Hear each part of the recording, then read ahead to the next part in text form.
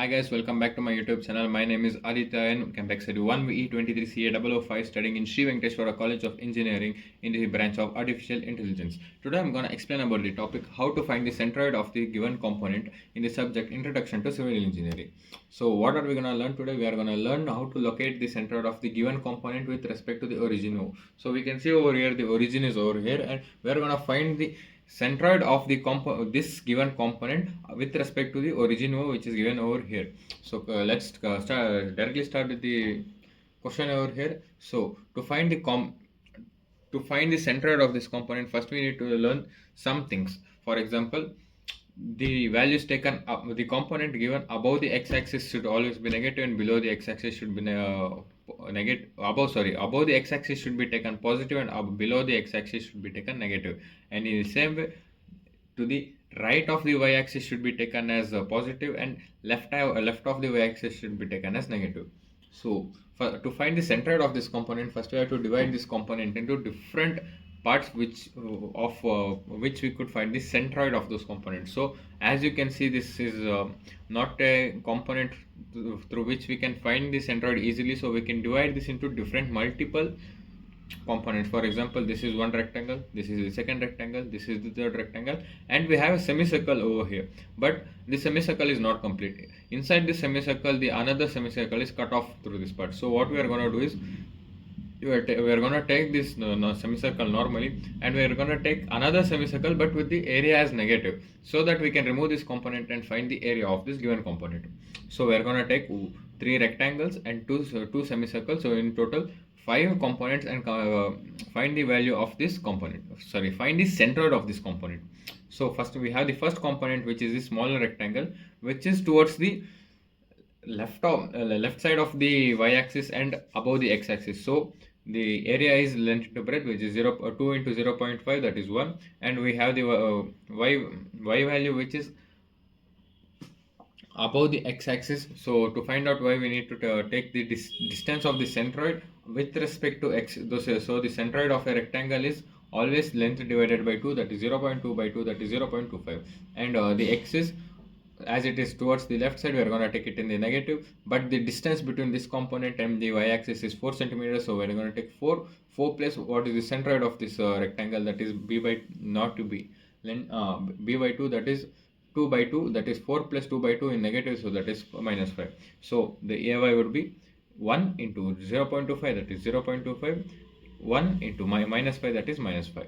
So we have this second rectangle over here, so that is this one, whatever you're going to see this, but this component is also above the x-axis and towards the left side of the y-axis. So first we are going to take the area of this, that is 0.5 into 5, that is 2.5, and we are going to find the distance of the centroid with respect to x-axis and take it as y. So the distance between this component is 0.5, and the distance, so we are going to take 0.5 plus the centroid of this component. So the centroid of this component would be 5 by 2, that is 0.5 plus 5 by 2, which is equals to 3 centimeter, and the x is the distance between the centroid between the centroid and the y-axis. So the distance between this component and the y-axis is 4 centimeters, so we're going to take it as 4 plus the centroid of this 0.5 by 2, that is 4 plus 0.5 by 2, that is minus 0.25, and we have the AY as usual, that is A into Y, that is 2.5 into 3, that is 7.5, and A into X, that is 2.5 into minus 4.25, that is 10.6. And we have the final and the last rectangle over here. So that is the area of this rectangle is 2 into 0.5, that is equals to 1 centimeter square. And as the rectangle is above the x-axis and towards the right side of the y-axis, so the x and y both are taken in the positive also not in positive only. So we have the value of y, which is 5 centimeter. From here, after all of this calculation, you can come to the conclusion that the distance between this component and the x-axis would be 5 centimeter, and the centroid of this, that is 0.5 by 2. So you can take it as 5 plus 0.5 by 2, that would be 5.25. That would be the y value, and the x value is the distance between the centroid and this y-axis. So the distance between this component and the y-axis is 4 centimeter, and the centroid of this component would be 2 centimeter divided by 2. So that is 4 plus 2 by 2, that is equals to 5. So that is 5.25. Sorry, that is equals to 5. So to find the ay value, you have to multiply a by y, that is 1 into 5.25, that would be 5.25 itself, and the for ax we have to multiply a and x, so we have 1 into 5, that is equals to 5. So to find the center, next we have this semicircles, the larger semicircle and the smaller semicircle which is cut off from this component. So we're gonna take this semicircle normally. That would be, so the area of the semicircle, as you all of you, so not semicircle, the area of the circle would be pi r square. So as we are going to take the half of a circle, so we are going to take it as pi r square by 2. So that is the formula over here. So the pi value would be 3.14 into r square. So we have the r is nothing but the radius of this semicircle. We have 4 centimeter over here and 0.5 centimeter over here. So 4 plus 0.5 would be 4.5. So that's why we have 5 into 4.5 whole square divided by 2. That would be 31.81. So the value of y, that is the distance of the centroid of this semicircle with respect to the x-axis. So the distance between the x-axis and this component would be 5 plus 0.5, that is 5.5 centimeter. That is what we have taken over here. Plus, to find the centroid of this semicircle with respect to this line, it would the formula would be 4r by 3 pi. So we have taken 4 into r value. I mean the radius of this semicircle would be 4.5 as I discussed earlier, divided by 3 into 3.14. That would sum up to 7.41. But as you come to the x-axis, you can know that we're taking to with respect to the origin O, means the centroid lays in the y-axis itself.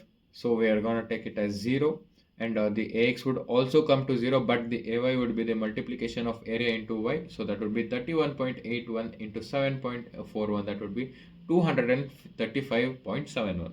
So same calculations we are going to do with the second semicircle, but as it is it is not included in the component, but we are going to remove it and take it into the consideration. So we are going to take it as negative value itself.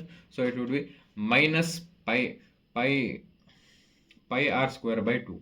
So that would be minus into pi into 4 square divided by 2, that would be minus 225.13.